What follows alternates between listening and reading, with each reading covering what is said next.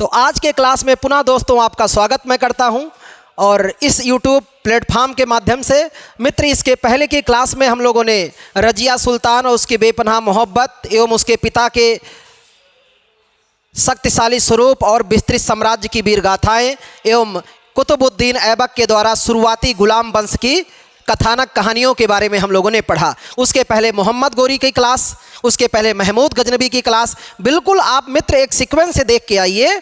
और मित्र मैंने तो प्रयास यह रखा है ना, मैं आपसे बताऊं कि बिल्कुल हम लोग डिजिटल माध्यम से थोड़ा दूरी पे हैं, पर मेरा पूरा ये प्रयास है कि आप अपनी कलम और कॉपी लेकर बैठिए, मेरे साथ नोट्स बनाते चलिए और बातों को सुनिए।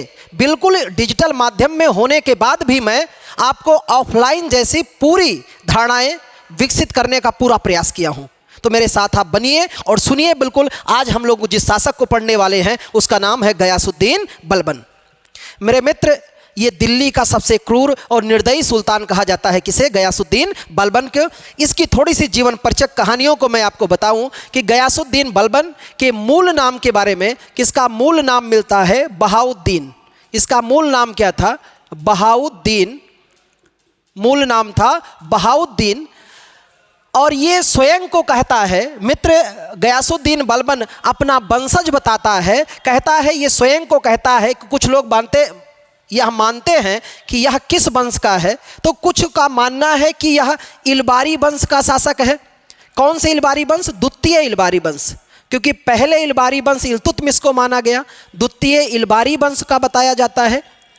कुछ लोग इसे बलबनी वंश का कहते हैं। किस वंश का? इसके नाम पर ही जाति सूचक शब्द जोड़ते हैं, बलबनी वंश। परंतु ये क्या कहता है मित्र? तो ये स्वयं को कौन सा वंशज बताया है? ये स्वयं को अफरासियाब का वंशज बताया है। अफरासियाब का वंशज बताता है कि साहब मैं अफरासियाब वंश का शासक हूँ। यानी अपने को छोटा वर्ग नहीं बता रहा है, अपने को उच्च वर्ग बताता है। कौन? गयासुद्दीन बलबन। और उच्चता सिद्ध करता है। क्यों? क्योंकि इसकी कहानियाँ इतनी मार्मिक और दर्दनाक हैं कि सुनना आपको लगेगा कि इस व्यक्ति के साथ ज्यादती इतिहास में किया गया, और अब ये जब इसे गद्दी मिला है तब ये ज्यादती नहीं कर रहा है, बिल्कुल वो काम कर रहा है जो गद्दी मिलने के बाद एक शासक को करना चाहिए। मित्र ये स्वयं को अफरासियाब वंश का बताया है। ऐसी जानकारी हमें किसने दिया है? फिरदौसी ने। वो बताता है कि स्वयं को अफरासियाब वंश का बताया।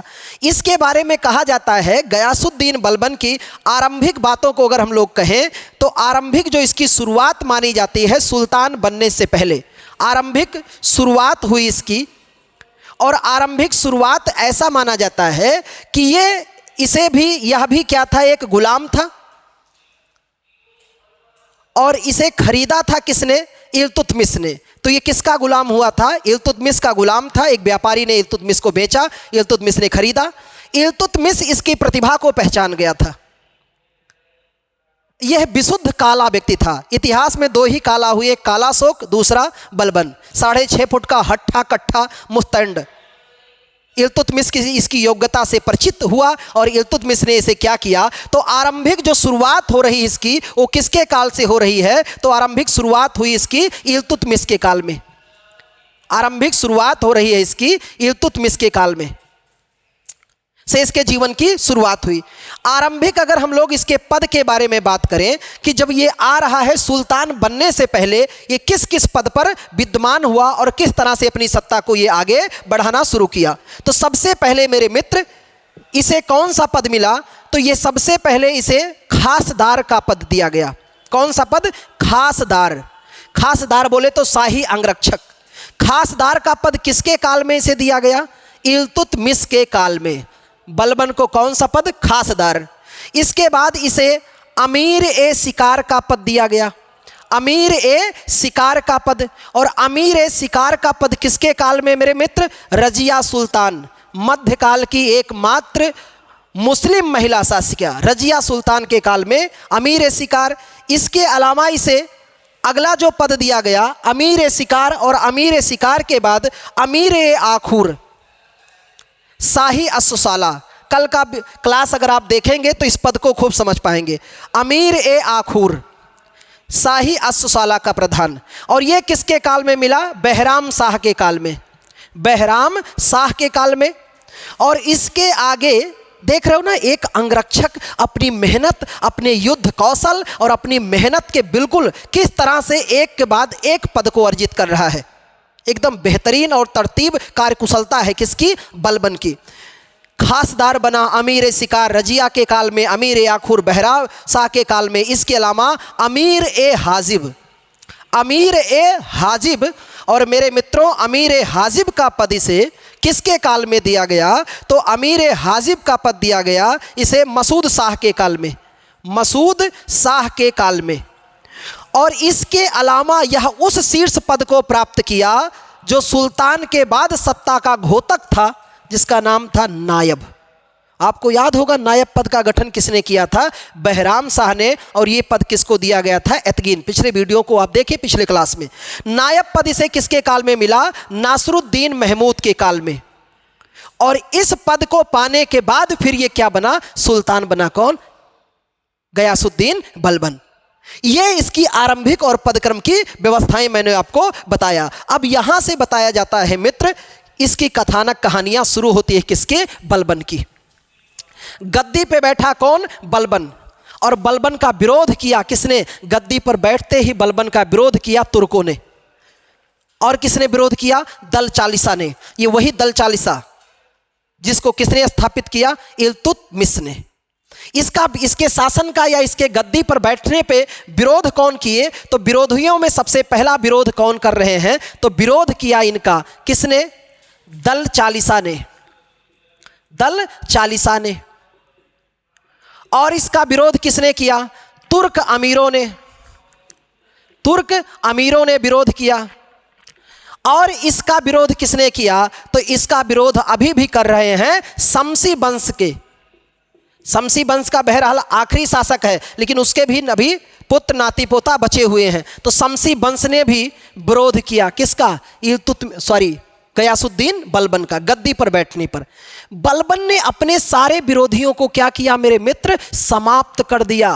क्या कर दिया? समाप्त कर दिया। अब सवाल यहां से बनेगा, दल चालीसा यानी तुर्कान ने छेह लगानी किसने शुरू किया? इल्तुतमिश ने। समाप्त किसने कर दिया? बलबन ने। शमसी वंश का अंत भी किसने किया? बलबन ने। तुर्क अमीरों को भी उसने अपने दरबार में, इनके प्रभुत्व को भी क्या कर दिया? समाप्त कर दिया। और बलबन ने क्या किया मेरे मित्र कि गद्दी पर पाते ही उसकी उपाधियां, जब गद्दी पर बैठा तो इसकी उपाधि जो है इसके सम्मान की सूचक के रूप में दिखाई देती है। इसकी एक उपाधि क्या मिलती है? उलूग खां। कौन सी उपाधि? उलूग खां। किसने दिया था? नासरुद्दीन महमूद ने। इसकी एक उपाधि क्या मिलती है? जिल्ले अल्लाह। क्या मिलती है? जिल्ले अल्लाह, ईश्वर का सेवक या ईश्वर की छाया। इसकी एक उपाधि क्या मिलती है? गयासुद्दीन। अगली उपाधि क्या थी? तो अगली उपाधि मिलती है गयासुद्दीन। मेरे मित्र अगली उपाधि इसकी थी नियाबत ए खुदाई। नियाबत ए खुदाई, ईश्वर का प्रतिनिधि। ये है ईश्वर का, ईश्वर की छाया। कहीं कहीं ईश्वर का सेवक भी देता है छाया। और यह है ईश्वर का प्रतिनिधि, ईश्वर का प्रतिनिधि। ये उपाधियां धारण किया किसने? बलबन ने। और बलबन ने मेरे मित्र सबसे पहले क्या दिया? राजत्व का सिद्धांत। बलबन ने सर्वप्रथम क्या शुरू किया? तो बलबन ने सर्वप्रथम मेरे मित्र, सर्वप्रथम राजत्व सिद्धांत की शुरुआत की। किस सिद्धांत की? राजत्व सिद्धांत। राजत्व सिद्धांत क्या है? यानी राजा का गुण कैसा होना चाहिए, सुल्तान कैसा होना चाहिए, उसने सुल्तान की विशेषताओं के बारे में बताया। सबसे पहले राजत्व सिद्धांत। उसने सुल्तान पद को अपने राजस्व सिद्धांत में सुल्तान को क्या बताया? तो बलबन ने कहा सुल्तान जो है वो कैसा होना चाहिए? सुल्तान का पद कैसा है? निरंकुश, जिस पर कोई अंकुश ना लगे, बिल्कुल पूर्णताना शाही। बलबन कहता है ये मैं जनता के रहमो करम से पद नहीं पाया हूं, ये मैं अपने बदौलत पाया हूं, ईश्वर की कृपा से। इस पे अल्लाह की मेहरबानी है, अल्लाह की कृपा है। इसने सुल्तान को बताया निरंकुश। एवं इसके अलावा क्या बताया? तो इसे दैवीय शक्ति का रूप बताया। कहा इसमें क्या है? दैवीय शक्ति है। किस पद में? सुल्तान के पद में। इसलिए अगर सुल्तान के पद का उल्लंघन करोगे तो सीधा अल्लाह का उल्लंघन करोगे, सीधा ईश्वर से तुम चेतावनी दे रहे हो, इसलिए इस पद का कभी उल्लंघन न करना। बलबन के बारे में बताया जाता है, जब आरंभिक कार्य इसके शुरू हुए मेरे मित्र, तो लोगों ने इसका खूब तिरस्कार किया। इतना ज़्यादा ये काला था कि अगर ये अपने समान सहपाठियों के साथ बैठता तो लोग इसका साथ छोड़कर चले जाते। अगर कई बार क्या होता कि अपने से नीचे कर्मचारियों से ये कुछ आदेश करता कि मेरे लिए पानी ले आओ, तो लोग बोलते उठ ले लो जा करके। इस तरह से इसका तिरस्कार हुआ और लोग इसको इसके नाम से बोलते, अबे बहाउद्दीन सुन इधर जा। तो बड़ा ही इसको गलानी महसूस होता, बार बार इसको तिरस्कार होता। मेरे मित्र, हम लोगों का इतना तिरस्कार हो जाए तो हम लोग घर छोड़ देते हैं, तमाम ऐसी कहानियां करने को तैयार हो जाते हैं जो हमारे ज़िंदगी के लिए बिल्कुल ही सही नहीं होता। पर बलबन ने अपने समय की प्रतीक्षा किया। बलबन ने कहा कि खुदी को करे बुलंद इतना कि खुदा बंदे से पूछे तेरी रजा क्या है। अपने को बुलंद किया और अपनी हालात बेहतर किया, और आज बलबन क्या बन चुका है? सुल्तान।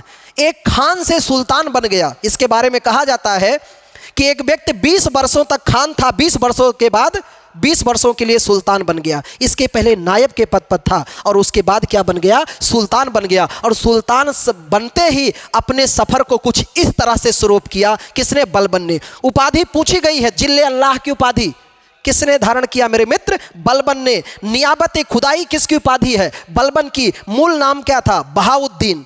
अब सफ़र यहाँ से शुरू होता है कि इसने बता दिया लोगों को सुल्तान निरंकुश है, किसी के अधीन नहीं है और दैवीय शक्ति का रूप है। यहाँ से कहानियाँ शुरू होती हैं मेरे मित्र बलबन की, कि बलबन ने जब अपना दरबार लगाना शुरू किया तो उसने क्या किया? तुर्कों के विरोध की वजह से बलबन ने क्या किया? तुर्कों के विरोध की वजह से अपनी सत्ता की पहल को उसने परिवर्तित किया। बलबन ने मेरे मित्र सर्वप्रथम क्या किया? तो बलबन ने जो अपने दरबार की व्यवस्था को किया, दरबार में सर्वप्रथम फारसी पद्धति पर या फारसी परंपरा पे शुरू किया। किस परंपरा पे? फारसी परंपरा पर लगाया। अपने दरबार को उसने किस परंपरा पे लगाया? फारसी परंपरा, यानी ईरानी सम्राट के परंपरा की तरह। जैसे ईरान का दरबार कैसा होता था? ईरान का सम्राट नया वस्त्र पहन के आता था, बिल्कुल सुगंधित, उस पर वस्त्रों पर सुगंधित इत्र परफ्यूम वगैरह लगे होते थे। दरबारी भी प्रत्येक दिन नए वस्त्र पहन के आते थे। हंसी मजाक नहीं होता था, सारी शालीनता इसने बिल्कुल उसी तरह से इसने अपना दरबार लगाया। किसने? बलबन ने। बलबन ने आदेश दिया कि दरबार के भीतर फालतू का अगर दांत निपोरे तो दांत क्या किया जाए? हटा दिया जाएगा, सर धड़ से अलग कर दिया जाएगा। हंसी मजाक, तंबाकू, भांग, सिगरेट, गांजा सारा बंद। अनायास हंसी मजाक, नृत्य, गाना, संगीत सब कुछ बंद करा दिया इसने। और बलबन ने आदेश किया कि प्रत्येक दिन सभी लोग नए वस्त्र पहन के आएं, इत्र लगा करके आएं, और अगर मुझे किसी की भी पसीने की बदबू आ गई तो उसका सर कलम कर दिया जाएगा। इतना ही नहीं, इस किस परंपरा से दरबार को लगाया मेरे मित्र? इसने अपने दरबार में शुरुआत किया कौन सी प्रथा? सिजदा। सजदा मतलब सर झुकाना, कि कोई मेरे दरबार में एंट्री करेगा जो मेरे बगल बैठते नहीं थे। आप देख रहे हो ना, समय बदल गया, इसी को समय कहते हैं। एक समय था लोग इसका तिरस्कार करते, जहां बैठने जाता लोग उठकर चले जाते, किसी से कुछ कहता लोग मना कर देते। आज उसने आदेश जारी किया है, सुल्तान का आदेश है कि दरबार में प्रवेश करने वाले का सर ऊंचा नहीं हो सकता है, प्रवेश करते ही आओ, जहां पनाह की जय हो, जहां पनाह की जय हो कहते आइए। सजदा मतलब सर झुकाना। पैबोस, दूसरी प्रथा कौन शुरू किया? पैबोस। ये दोनों कहां की प्रथा है? फारस की। सर्वप्रथम शुरुआत किया था किसने? बलबन ने। सर्वप्रथम सिजदा और पैबोस। पैबोस मतलब है घुटने के बल झुककर चरण चूमना। सजदा मतलब सर झुकाना और पैबोस मतलब चरण चूमना। जो उसके सामने से हट जाया करते थे आज उनको चरणों पे ला दिया। किसने? बलबन ने। ये इतिहास से आपको सीखना है। इसके अलावा मेरे मित्र इसने क्या किया? बलबन ने नौरोज त्यौहार शुरू किया। कौन सा त्यौहार? नौरोज त्यौहार की शुरुआत किया। ये वही त्यौहार है मेरे मित्र। इसी त्यौहार पर दीदार हो गया किसका? जहांगीर का नूरजहां से, और पूरे मुगल सल्तनत को वाट लग गया, कहानियां ही बदल गई। तो सर्वप्रथम बलबन ने सिजदा, पैबोस, नौरोज त्यौहार शुरू किया दरबार में। इसके अलावा इसने क्या किया? दरबार में निषेध किया बलबन ने। निषेध मतलब रोका इसने। क्या? हंसी मजाक। कहा दरबार में हंसी और मजाक नहीं किया जाएगा। इसके अलावा इसने क्या रोका? मद्यपान, कि दरबार के अंदर तंबाकू, सिगरेट, भांग, गांजा बिल्कुल निषेध रहेगा। इसके अलावा निषेध किया नृत्य व संगीत, नृत्य व संगीत, इन सब पे उसने क्या किया? रोक लगा दिया। यही नहीं, दास्तान और कहानियां बदलती हैं। अब यहाँ से बलबन गद्दी पे विद्यमान हुआ तो पहली समस्या मेरे मित्र क्या रही? बाह्य आक्रमण का। मंगोलों ने अभी भी पीछा छोड़ा नहीं। मंगोल आक्रमण जो इल्तुतमिश के काल में सीमा पे आए, बहराम शाह के काल में भारत में प्रविष्ट हुए, मसूद शाह के काल में दूसरी बार आगे, बलबन के काल में भी क्या हुआ? मंगोलों का आक्रमण, मंगोलों का अटैक, मंगोलों का अटैक हुआ। बलबन ने क्या किया? बलबन के पास अभी कुशल और योग्य सेना नहीं है, तो बलबन ने भी बड़ी सूझता का मित्र क्या किया? उपाय ढूंढा। और बलबन ने मंगोलों के खिलाफ कैसी नीति अपनाई? सुरक्षात्मक। ये बिल्कुल ध्यान में रखना। कैसी नीति अपनाई? सुरक्षात्मक नीति अपनाई कि मैं इनसे टकराऊंगा नहीं, मुझे बचना है, और इस सुरक्षात्मक नीति अपनाई। दूसरा कहा जाता है किले का निर्माण कराया। क्या कराया? किले का निर्माण एवं पुनर्निर्माण कराया। पुनर्निर्माण, कुछ नए किले बनवाए, कुछ पुराने किले बनवाए। किसने? बलबन ने। और इसके अलावा क्या किया? सैनिकों की संख्या में वृद्धि किया। सैनिकों की संख्या में भी इसने क्या कर दिया? वृद्धि किया पश्चिमोत्तर क्षेत्र पे। और इन मंगोल आक्रमण के क्या किया? रोकने के लिए उसने क्या किया? अपने पुत्र शहजादा मोहम्मद को कमान दिया। तो इन मंगोल आक्रमण को रोकने का जिम्मा किसने उठाया? पुत्र मोहम्मद, शहजादा मोहम्मद। और मित्र क्या हुआ? वो दुख की घड़ी यह रही कि शहजादा मोहम्मद मंगोल आक्रमण को रोकते समय 1285 ईस्वी में इसकी क्या हो गई? मृत्यु हो गई, मारा गया। और ये वो दास्तान की घड़ियां रही कि बलबन के दो पुत्र शहजादा मोहम्मद और बुगरा खां में सबसे योग्य कौन था? शहजादा मोहम्मद। और ये धरती छोड़ दिया, एकदम बलबन शोकाकुल हो गया। और कहते हैं इतिहासकार कि बलबन इसी के शोक में उसने भी प्राण त्याग दिया, उसके भी प्राण छूट गए। पर बलबन ने अपने बेटे शहजादा मोहम्मद को मरने के बाद उपाधि दी थी शहीद ए आज़म। कहा था इसकी मृत्यु जो है वो बिल्कुल जाया नहीं गई, शहीद ए आज़म। इसने अपने देश और अपने साम्राज्य की रक्षा करते हुए प्राण की आहुति दिया है, इसलिए इसे क्या उपाधि दिया? शहीद का। जो अपने देश के लिए कुर्बानी कर जाए, कुर्बानी दे दे मित्र, उसे क्या कहते हैं? शहीद। और इतिहास में उसे हमेशा याद किया जाता है। तो इस तरह से बलबन ने मंगोल आक्रमण को भी रोकने में कहीं न कहीं हद तक सफलता प्राप्त की। अगला क्रम शुरू होता है बलबन के काल में, जो तबाही का कार्यकाल था इसके समय का। वो तबाही क्या था कि दिल्ली के पास ही एक जनजातियां निवास करती थी, जो बड़ी ही क्रूर और उजड़ जनजातियां थी, जिसको हम लोग कहते हैं मेवातियों का आतंक। इसके काल में अगली घटना क्या हुई मेरे मित्र? मेवातियों का आतंक हो गया, मेवातियों का आतंक। और ये आतंक इतना ज्यादा फैला भाई ना, ये कहां आतंक हुआ मेरे मित्र? दिल्ली में। ये इतनी ज्यादा हरामी जनजाति थी मेरे मित्र कि दिल्ली की जो जनता कुएं से जल निकालने जाती या वहां स्नान करने बैठती, तो ये क्या करते? उन लोगों के साथ महिलाओं के वस्त्र को निकाल देते और उन्हें कोड़े से पिटाई करते। अगर वो अपने साथ छोटे बच्चे को ले गई हैं तो उन बच्चे को उठा करके चबूतरा पैसे पटके जैसे फुटबॉल। इतनी ज्यादा हरामी जनजातियां थी ये। पुरुषों के कपड़े निकालकर उन्हें कोड़े पर पीटती और फिर उनका झोटा पकड़ उन्हें घुमाते, इधर उधर फेंक देते, इधर फेंक देते। ये समाचार सुल्तान तक गया कि श्रीमान बड़ा तकलीफ कर दिया है किसने? मेवातियों ने। कहते हैं बलबन ने तुरंत इनके खिलाफ क्या लिया? एक्शन लिया। बलबन ने इन मेवातियों के खिलाफ कार्य क्या किया? तो मेरे मित्र, इन मेवातियों के आतंक को समाप्त करने के लिए बलबन ने इनके खिलाफ एक्शन लिया। पहला कार्य तो क्या किया कि मेवातियों के खिलाफ कठोरता से दमन की नीति अपनाई। कहा कठोरता से इनका क्या किया जाए? दमन किया जाए। एक मात्र भी इन पर दया बिल्कुल नहीं दिखाई जाए, बर्बरता से इनको समाप्त करें। और इसके लिए बलबन ने रक्त एवं लौह की नीति अपनाई। रक्त एवं लौह की नीति। मेरे मित्र याद रखना ये चीज कि बलबन ने रक्त और लौह की नीति अपनाई, पर किसके प्रति अपनाई थी? मेवातियों के प्रति। इतना ही नहीं, बलबन ने अफगान सैनिकों की भर्ती किया। अफगान सैनिकों की भर्ती किया। किसके खिलाफ? मेवातियों के खिलाफ। अफगान सैनिकों को भी तैनात किया और इन मेवातियों के आतंक को भी इसने क्या कर दिया? समाप्त कर दिया। ये भी बिल्कुल अंत हो गया। अब बारी है बलबन की किस पर? बंगाल में विद्रोह हो गया। कहां विद्रोह हो गया? बंगाल का विद्रोह। और ये विद्रोह किसने कर दिया? इसी के गुलाम तुगरिल खां ने। किसने कर दिया? तुगरिल खां ने। इसके गुलाम तुगरिल खां ने बंगाल में विद्रोह कर दिया।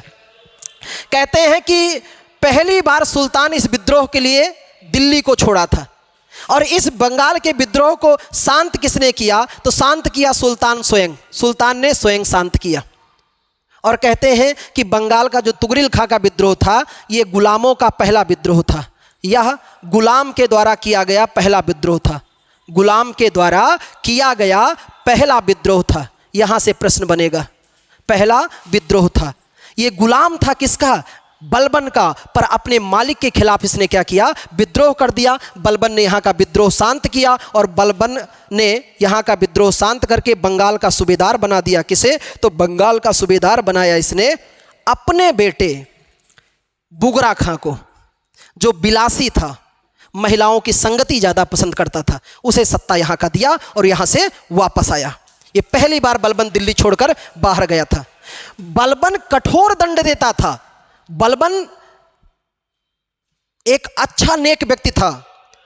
उसके कर्मचारियों द्वारा अगर जनता के साथ कोई भी दुर्व्यवहार किया गया तो बर्दाश्त नहीं करता था। बलबन ने क्या किया? कठोर दंड भी दिया था। और इसके कठोर दंड के बारे में हमें उल्लेख मिलता है कि बलबन ने कठोर दंड दिया। और किसको किसको? तो एक नाम आता है अमीन खां, अमीन खां, एक नाम आता है बकबक, मलिक बकबक, और एक नाम आता है हैबात खां। बलबन ने इनका तो सर काट कर अयोध्या के फाटक पर टांग दिया। सर काट कर क्या किया? अयोध्या के फाटक पर लगवा दिया। क्योंकि जब बंगाल में विद्रोह हुआ तो बलबन ने अवध के सूबेदार अमीन खां को शांत करने के लिए भेजा, पर तुगरिल खां ने इसे पराजित कर दिया। ये खबर सुनते ही बलबन एकदम क्रोधित हो गया और बलबन ने क्या किया मित्र? इनका सर काट के अयोध्या के फाटक पर लगवा दिया।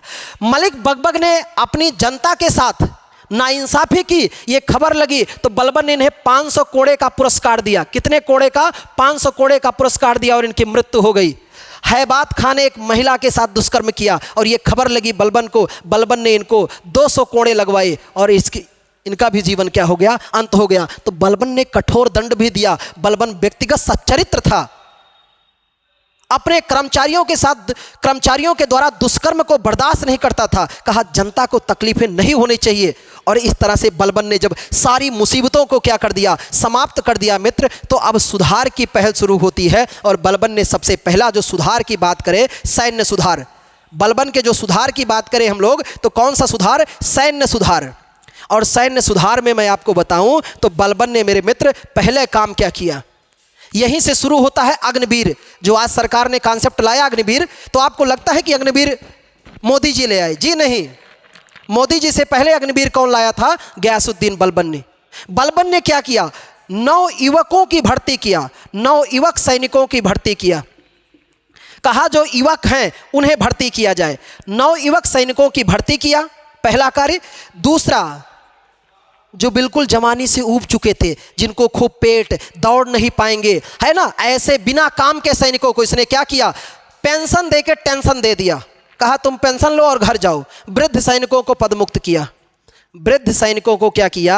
तो मेरे मित्र, वृद्ध सैनिकों को पेंशन देकर पदमुक्त किया।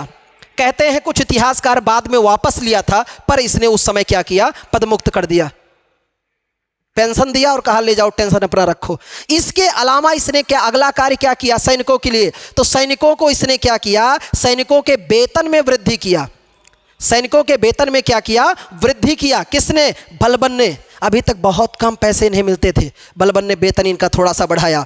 यही नहीं, बलबन समझ चुका है साम्राज्य तभी तक सुरक्षित रह सकता है जब तक मेरी सेना योग्य और कुशल होगी। बलबन ने योग्य और कुशल सैनिकों को लाने के लिए एक विभाग बना दिया। तो बलबन ने सर्वप्रथम क्या किया मेरे मित्र? इस मोस्ट इंपॉर्टेंट पॉइंट है, सर्वप्रथम सैन्य विभाग बनाया। कौन सा विभाग? सैन्य विभाग बनाया। और इस सैन्य विभाग का नाम क्या है? दीवान ए अर्ज। क्या नाम है? दीवान ए अर्ज। तो प्रश्न किया जाएगा बलबन के सैन्य विभाग का नाम क्या है? दीवान ए अर्ज। और इसके अधिकारी को क्या कहते थे मेरे मित्र? तो इसके अधिकारी को कहा जाता था, ध्यान से सुनना, आरिज ए मुमालिक। क्या नाम था? आरिज ए मुमालिक कहा जाता था। तो बलबन के सैन्य विभाग का नाम क्या है? दीवान ए अर्ज, और अधिकारी का नाम दीवान ए या आरिज ए मुमालिक। विभाग का नाम दीवान ए अर्ज और अधिकारी का नाम आरिज ए मुमालिक। अब यही तय करेगा किसे सेना में भर्ती किया जाए, किसे वर्दी मिलनी चाहिए, किसे बंदूक मिले, किसे गोला बारूद मिले, कितना वेतन किस सैनिक को देना चाहिए, कहाँ अभियान करना है, कहाँ नहीं। पर इन सभी का प्रमुख हमेशा सुल्तान ही होता था। इस तरह से उसने अपने कार्यों को कम किया और सैन्य व्यवस्था बेहतर किया। किसने? बलबन ने। यहाँ के आगे की दास्तान बढ़ती है मित्र। तो बलबन ने अगला प्रमुख कार्य क्या किया कि इतना ही नहीं, अब यहाँ से स्थिति आई कि बलबन के बारे में अब उसके जीवन की वीर गाथाएं अंतिम पड़ाव पर पहुँच रही हैं। और बलबन कहते हैं एक न्यायप्रिय शासक भी था। न्याय की अंतिम शक्ति बलबन के हाथों में थी। और बलबन का सहायक न्यायाधीश जो होता था उसे हम लोग क्या कहते थे? काजी। क्या कहा जाता था? काजी उल मुमलिकात या काजी कहा जाता था। बलबन ने, मेरे मित्र कहते हैं कि बलबन ने अपने कार्य में क्या किया था? तो बलबन ने सर्वप्रथम सोने का टंका चलवाया था। सर्वप्रथम क्या किया? सोने का टंका चलवाया। सोने का टंका चलवाया। आपको मैं यहाँ थोड़ा सा याद दिलाऊं एक बॉक्स में, बिल्कुल ध्यान में रखना मेरे मित्र। इल्तुतमिश ने चांदी का टंका चलवाया था। किसका टंका? चांदी का टंका किसने चलाया? इल्तुतमिश ने। बलबन ने किसका टंका चलाया? तो बलबन ने सोने का टंका चलवाया था। और मेरे मित्रों ध्यान में रखना कि सिकंदर लोदी ने, किसने? सिकंदर लोदी ने तांबे का टंका चलाया था। यहाँ से प्रश्न किया गया है, बिल्कुल निजात हो जाएगा इन प्रश्नों से, यहीं से आप बिल्कुल सॉल्व करो। इतना ही नहीं कि बलबन ने अपने प्रशासन को भी बेहतर किया, सैन्य सुधार भी बेहतर किया, साम्राज्य को सुरक्षात्मक स्थिति करने का प्रयास किया। बलबन बहुत विस्तार तो ना कर पाया, पर जितना साम्राज्य था उसे सुसंगठित करने का प्रयास किया। किसने? बलबन ने। और बलबन की आखिरी घड़ी की कहानी की अगर हम लोग बात करें तो बलबन का क्या हुआ? शोकाकुल अपने पुत्र की याद में इसकी 1287 ईस्वी में इसकी क्या हो गई? मृत्यु हो गई। और इसे दफनाया कहाँ गया? तो इसे दफनाया गया कहाँ पर? दिल्ली में दफनाया गया बलबन को, दिल्ली में। और जहाँ इनकी कब्र होती उसे को हम लोग क्या कहते हैं? मकबरा। तो बलबन का मकबरा भी कहाँ है? दिल्ली में है। और कहते हैं ये इस्लामिक शैली में निर्मित भारत का पहला मकबरा है। मकबरा का संस्थापक इल्तुतमिश, पिछले क्लास को जरूर देखिए। और इस्लामिक शैली से निर्मित पहला मकबरा किसका था? बलबन का मकबरा था। मेरे मित्र, इस बलबन के दरबार में, इसके दरबार में विद्वान निवास करते थे। इसके दरबार के जो विद्वान थे उनमें नाम आता है किसका? तो इसके दरबार में रहते थे अमीर खुसरो। अमीर खुसरो भारत का तोता, यानी हिंदुस्तान का तूतिए हिंद कहता था स्वयं। तबला का जनक अमीर खुसरो, सितार का जनक अमीर खुसरो, भारतीय कव्वाली का अमीर खुसरो। इसकी कुछ रचनाएं थी, आगे हम लोग पढ़ेंगे इसको। खजाइनुल फतूहनामा, आस्की, तुगलकनामा, सब किसने लिखा? अमीर खुसरो। मेरे मित्र, ये वही विद्वान है जिसने 8 सुल्तानों के दरबार को देखा है, ये भी बात ध्यान रखना। दूसरा विद्वान कौन रहता था? अमीर हसन देहलवी। कौन था? अमीर हसन देहलवी। इस विद्वान थे किसके दरबार के? बलबन के। अमीर हसन देहलवी, ये दोनों विद्वान थे। बलबन के दरबार में इन्हें संरक्षण भी मिला था। और बलबन की इन वीर गाथाओं के बाद बलबन ने सोचा था कि मेरे बाद मेरा उत्तराधिकारी जो होगा वो मेरा बेटा होगा, पर बेटा मारा गया। ये बलबन के लिए क्या रहा? एक बड़ा ही दुख सूचक घटना रही। तो बलबन ने अपने बाद सोचा कि मेरे बाद अब गद्दी पर कौन बैठेगा? तो उसने सोचा था कि कद्र खां बैठेगा, लेकिन हुआ क्या? बुगरा खां का बेटा बैठा। बलबन ने न केवल अपना दरबार फारसी परंपरा पे चलाया, बल्कि स्वयं फारसी परंपरा के पोशाक भी धारण किए और अपने नाती पनातियों के नाम भी फारसी सम्राटों के नाम के आधार पे रखे। तो बलबन के बाद जो गद्दी पर बैठा, मेरे मित्र, बलबन के बाद गद्दी पे कौन बैठ रहा है? कैकूबाद। कैकूबाद ये बुगरा खां का बेटा था। ये भी कैसा शासक था? अयोग्य शासक था। एक अयोग्य शासक है, इसके बारे में कोई विशेष जानकारी नहीं। इसने बस एक कार्य किया था, दिल्ली में किलो खरी नामक महल का निर्माण कराया। किलो खरी महल का निर्माण कराया था। शुरू में ये योग्य था, पर तुर्क अमीरों ने इसके साथ इतना छेड़छाड़ किया। कहते हैं ये 17-18 वर्ष का युवक था और 17-18 वर्ष की उम्र में इसने महिलाओं से बिल्कुल मुलाकात नहीं किया था। तुर्क अमीरों ने इसकी जवानी को बिल्कुल गर्त में डाल दिया। तुर्क अमीरों ने इसका फ़ायदा उठाया और इसे महिलाओं की संगति में डाल दिया, वेश्याओं की संगति में। और इसे क्या किया कि लोखरी महल दिल्ली में बनवाया और सदैव 24 घंटे उसी महल में रहने लगा। पूरे जीवन को इसने विलासिता की तरह से अपने समाप्त कर दिया और इसकी हत्या की गई। इसके बाद इसका बेटा बैठा, अल्पवयस्क बेटा कौन? क्यूमर्स। इसी ने इसका एक योग्य सूबेदार हुआ करता था या सरदार था जिसका नाम मिलता है जलालुद्दीन खिलजी। जलालुद्दीन खिलजी। तो जलालुद्दीन खिलजी को इसने भटिंडा का सूबेदार भी बनाया था। और जब इसके मृत्यु के बाद कौन बैठा? क्यूमर्स बना। क्यूमर्स का संरक्षक बना कौन? तो क्यूमर्स का संरक्षक बना जलालुद्दीन खिलजी। जलालुद्दीन खिलजी संरक्षक बना और जलालुद्दीन खिलजी ने देखा एक अल्पवयस्क बालक को मैं कब तक संरक्षित करूंगा। इसके मन में भी लोभ की भावना जगी और उसने क्या किया? क्यूमर्स की हत्या करके स्वयं गद्दी पर विद्यमान हो गया और इस तरह से आ गया एक नया वंश जिसको हम लोग क्या कहते हैं? खिलजी वंश। और इस तरह से क्या हुआ? गुलाम वंश की पूरी वीर गाथाएं यहाँ पर समाप्त हुई। आप पूरे क्लास को देखें मेरे मित्र। इसके बाद का जो वंश आता है उसका नाम है खिलजी वंश। गुलाम वंश से मैंने पूरा प्रयास किया है कि 90% जितने क्वेश्चन आएंगे सब बिल्कुल आपके नोट से आएंगे। नोट्स बनाइए मित्र और अपने मित्रों को बताइए। पूर्णतः मैंने आपसे कहा ही है निःशुल्क क्लास है, निःशुल्क रहेगा और आप मेरे साथ नोट्स बनाते चलिए। कोई डाउट हो, कोई समस्या हो तो कमेंट कीजिए। कहीं अगर कुछ त्रुटिपूर्ण लग रहा है तो बताइए। आपका सदैव स्वागत करता हूं इस मंच पर मैं आपको। और आप सभी बने रहिए। अगला जो क्लास हम लोगों का मिलेगा वो किसका? खिलजी वंश। और खिलजी में सबसे तेजो तर्रार खिलजी वंश की स्थापना को खिलजी क्रांति के रूप में तब्दील करने वाला इकलौते शासक की वीरगाथाएं भी हम लोग पढ़ेंगे, जिसे हम लोग किस नाम से जानेंगे? तो मेरे मित्र उसे जाना जाएगा अलाउद्दीन खिलजी। खिलजी वंश में कुल 4 शासक पढ़ेंगे पर उसमें सबसे मुख्य और प्रमुख शासक के रूप में हम लोग किसे जानेंगे? तो उसका नाम होगा अलाउद्दीन खिलजी। तो आज का क्लास, आज का सेशन यहीं तक मित्र। बहुत बहुत